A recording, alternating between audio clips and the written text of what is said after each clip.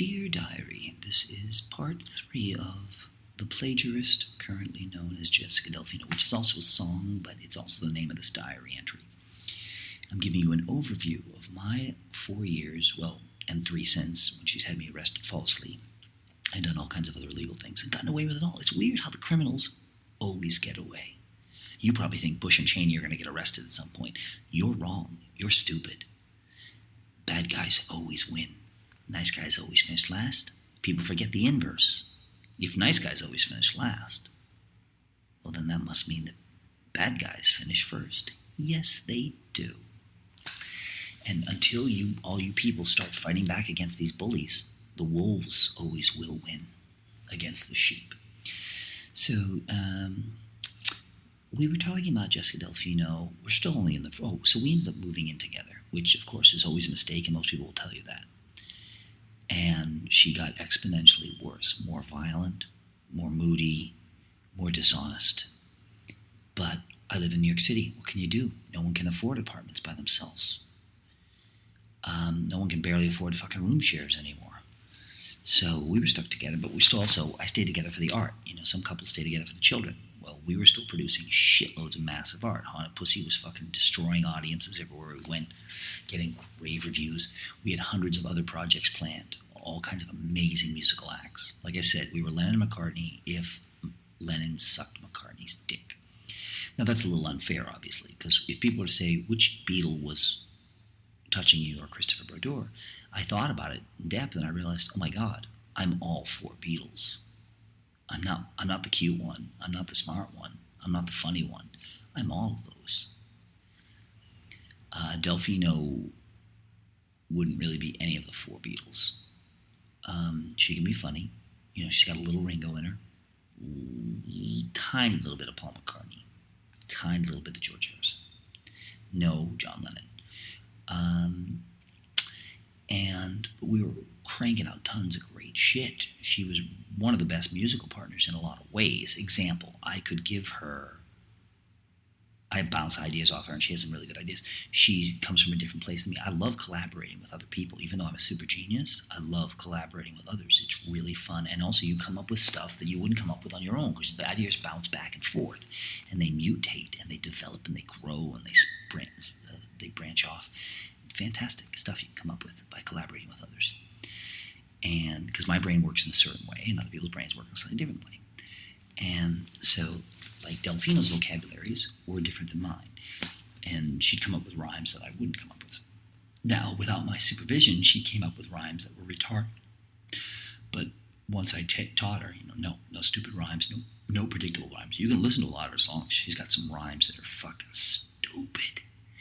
And you can check out some of the songs since I dumped her in 2007. Listen to some of the songs she's written, and the rhymes are inane. The lyrics are inane. The songs are fucking inane. The melodies are inane. I mean, even when I was working with her, she was writing some catchy shit, but it was all plagiaristic. My Nipples are the Clits of my Tits. Obviously, that's my title. Her titles were things like Sudden Change, No More War, when I met her. It's like, no, boring titles. I know you work on the surprise factor, so you don't want to give it away in the title. Fuck you. My Nipples are the Clits of my Tits. When audiences hear that title, they're already sold. It's one of the smartest titles of a song ever. It's not in my top 500, but you can't name a female songwriter in human history with a smarter song title than that.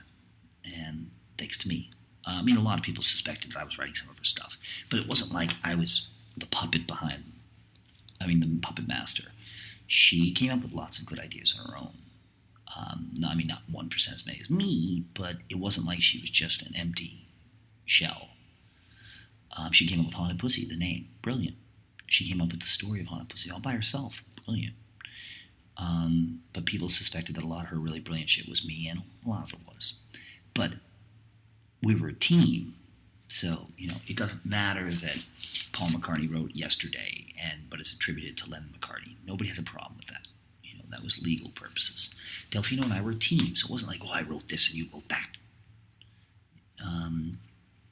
Of course, she likes to forget that now as she makes money with songs that I wrote, songs that I partially wrote. She can't deny she owes her entire career to me. She performed around New York City for 3 years, almost every night, and had no ascension in her career path. It was a flat line. And you can go back. We started dating October 2003. You'll see, oh my God, her life completely changes. And on the chart, it goes straight up. She's getting Thurston Moore raving about her in L.A. I got her in fucking Jane magazine and International magazine in a joint review with Franz Ferdinand on their debut album. She got 3.5 stars. Nora Jones only got 3 stars in the review next to hers. They raved about my packaging. They raved about my fucking press releases. Look at Thurston's review. Go back and look at it. His favorite song on the album is Rock and Roll Pussy. All the music is my compositions and my playing the heavy guitar and everything else like that. The lyrics are hers. Well, mostly hers. And because the concept's pretty stupid, Rock and Roll Pussy. I come up with stuff that's clever. And like My Magic is Pussy. Listen to that. It's not clever. It's stupid. It's childish. Like most of her shit is childish. Sophomoric, potty mouth garbage. Thurston says his favorite song is Rock and Roll Pussy. Let me remind you about that. Jessica Delfino lies about everything. Example, she liked to point out that when we and the Trachtenbergs and her were all in the Fringe Festival in Scotland, that one of the reviews of Rachel's morning show, which we were all puppets in, literally, we had little hand puppets of ourselves. One review said the highlight of the show was Jessica Delfino doing a song called Happy Bears.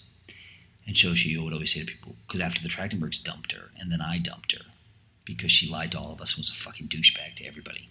Selfish cunt. She only cares about one person, herself. And she would point out to people, it's like, oh yeah, well, I got the best. They said I was the best thing in the show. And I was the only one who would say, yeah, but you remember why? Because you did a brilliant song that I wrote when we were in Vermont. The music is mine, and almost all the lyrics are mine, and the concept is mine. It's about hippies in Vermont going out in the woods or playing hacky sack in fields, and the hungry bears that live in the Green Mountains who love the taste of vegan hippies. It's a beautiful song. It's a great song. It's all me. That song is 95% me. She probably, I think, maybe threw in a couple rhymes and things like that. But otherwise, this song is almost completely mine. And that was one reason why the review said the highlight of the show was the song. But she left that part out because she knows humans are stupid, just like Bloomberg knows. You can trick humans always.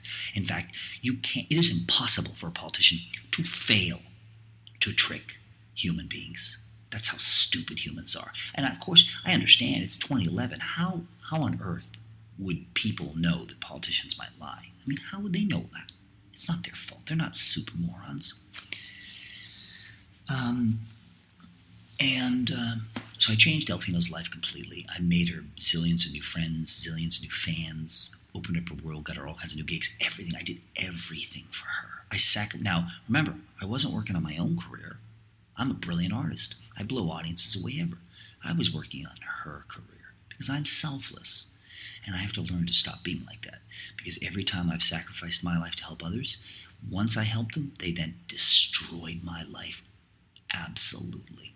I can give you tens of thousands of stories. No joke. Tens of thousands. You think I'm exaggerating because you don't know shit. Because you're a human, you're not smart. Sorry. Don't get mad at me. I'm just the messenger. And if you can't say, no, I am smart. We humans aren't as stupid as you think we are. Really? How long before you think you'll lick this poverty thing or this war and violence and crime or homelessness? How many more years do you humans need to tackle homelessness? I mean, in America, you have a couple million homeless people and you have 30 million empty homes and buildings. I mean, it's probably you just don't know where to put these homeless people, right?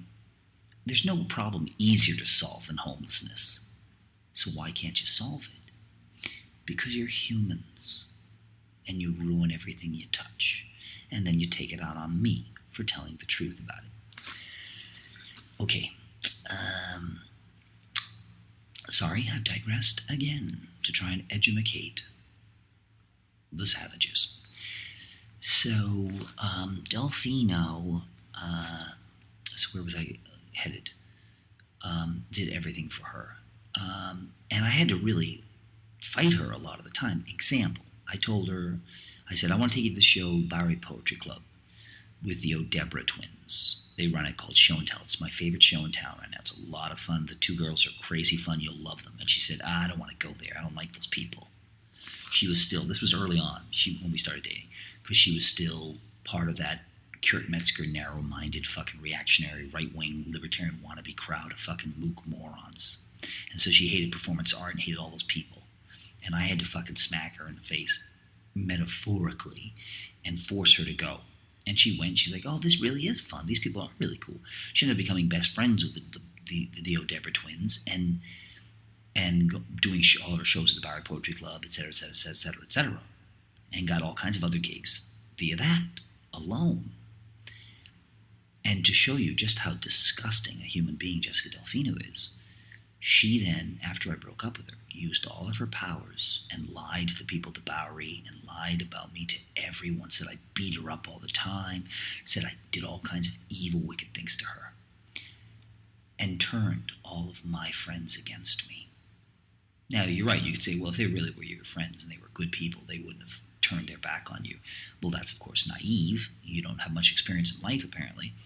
But, oh, yeah, you're right. I don't think there's such thing as a good human.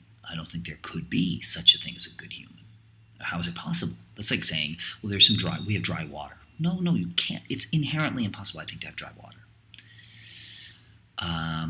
It's impossible for there to be a good human.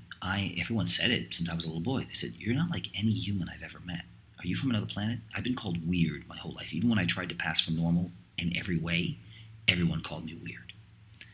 And people all over the world, all fucking class brackets, nationalities, all say the same thing. You are the most unique person I've ever met. That's not good. It means I'm alone. There's no other human like me in all recorded history. I can't find anybody 1% like me. It's pretty isolating. It's depressing in a lot of ways. But what can you do? Hang myself is my only option. So, Delfino she went further. She didn't just turn all my friends against me. She got me banned from shows at the Bowery. She got them to help her put me in jail. She got my friends who she hated to help put me in jail. Can you understand that? I mean, I'm not going into details here. The details would be far more shocking than what I'm telling you. I'm giving you a real digest version here that's fluffy. She turned a lot of my closest friends and people, all of them, against me, using fucking illegal lies, and then had me arrested, had me banned from the shows. This is a person whose life I transformed completely and made awesome. She even had the nerve to say to me a year after I dumped her, she took me out to dinner and had a new boyfriend who's a nice kid but doesn't know what he's in for. And she bought me dinner, and she was lamenting that she was getting great gigs and her life was going great in every way. She said, the one problem is I'm living my dream life with the wrong man. It's like, no shit, dummy.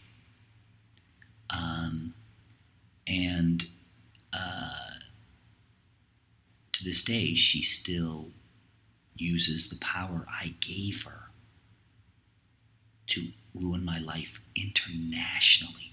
She had fans of hers in San Francisco hacking my Wikipedia page that almost kept me in jail. In fact, because humans are stupid, when I went to Rikers Island, oh shit, I gotta end this one. When I went to Rikers Island for 7 months, everyone was like, oh, she was a trooper of a girlfriend. It's like, of course, because you're humans. You're not smart. You can't grasp details. You miss everything. Delfino kept me in jail for 6 extra months due to her fucking hubris, dishonesty, and fucking fuck-ups. But that's a story for another day. We want to just stick close to the story of the plagiarist currently known as Jessica Delfino. My life can't be fixed. The stuff she did to me is irreparable damage. She's destroyed almost every work of art I made.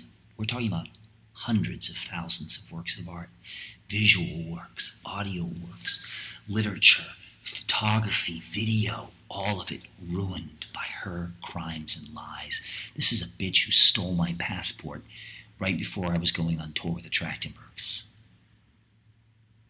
And almost derailed me going on fucking a European tour. That's pretty sleazy. That's serious, serious fucking shit. And I had to go nuts for fucking 2 weeks, fucking contacting every federal employee, the passport, because they said there's no way you can get a passport before your leaving date. Sorry. That's what I was told by all the experts. The fucking passport office is like, we'd love to help you, but we can't get you a new passport in 2 weeks. I'm sorry. There's no way. It's not going to happen. I had to fucking kick and scream in the fucking senator's office, Schumer's office, everything I tried. I tried hundreds of different people, phone numbers, everything. I made as much fucking noise as I could, and I pulled it off because I always fucking come through. There's one human who always comes through. Me. And you're all lucky. There's at least one human on earth you can always trust. And there's only one human on earth who doesn't have a human they can always trust, because there's no one out there like me. End of part 3.